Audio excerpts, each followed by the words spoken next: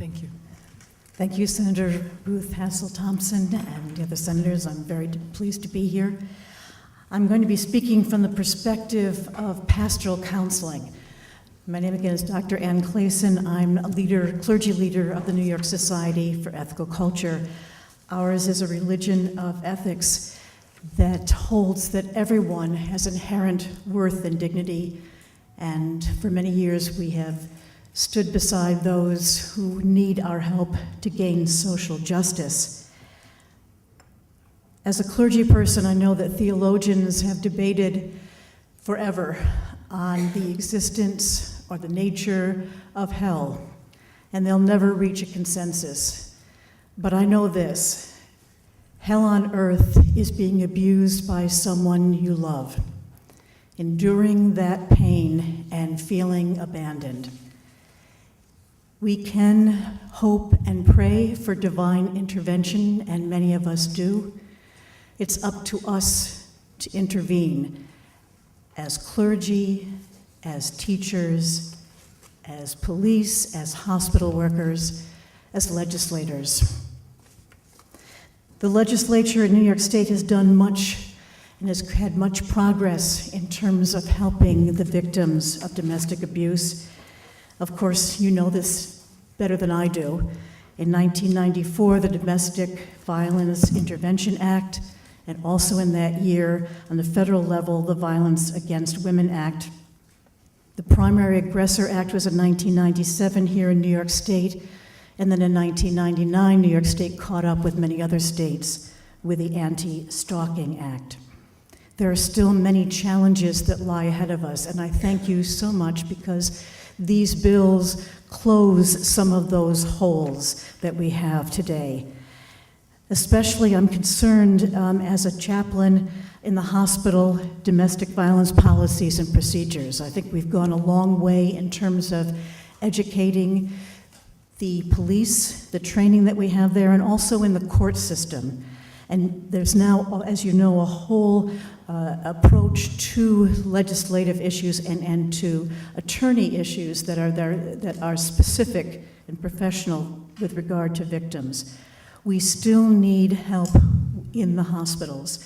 Chaplains are well aware of these issues. I certainly would hope so, given their training in pastoral counseling. This kind of training needs to be extended to everyone in the staff. You heard earlier the kind of attention or lack of attention that a victim received in the hospital, and this must end. So while I support all of the legislation as a package in terms of closing tying up these loose ends, I'm particularly concerned as a chaplain, as a pastor, as clergy in a congregation with the hospital domestic violence policies and procedures, and making sure that we have more training. There's been a paradigm shift in pastoral counseling. While we still emphasize help for the victims, we also understand that we need to put emphasis on holding abusers accountable. Too often, victims are victimized over and over again.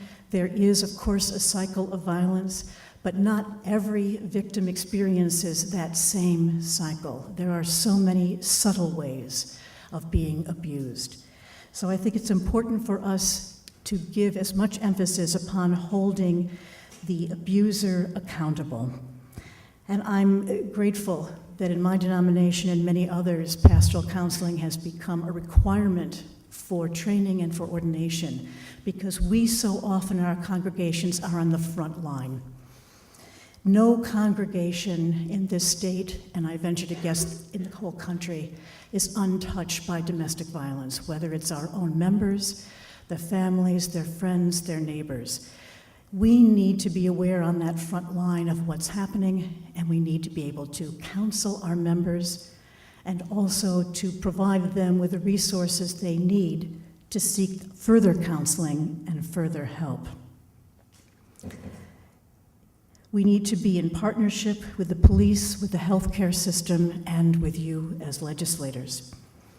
On a personal note, my mother's sister was abused by her husband, and my grandmother, whom I dearly, dearly loved, I once overheard saying, "Marie made her own bed, and now she can sleep in it." This from a woman whom raised me and I loved very much, and I saw her abandoning her own daughter to the abuse of her husband. This was something that was known in my small town. How could it not be? And certainly within our church and with our family. And yet there was a sense, as someone previously testified, that what happens within that home stays within that home. It's incumbent upon all of us to know that the home has no boundaries. We all are part of that home. We all are part of that community. We all have responsibility as individuals, as family members, and also as members of the community. Thank goodness my aunt and uncle had no children. But I know that my uncle molested at least one of his nieces, and this too was something that was ignored in the family. No one drew attention to it because it was something so shameful and so unspeakable.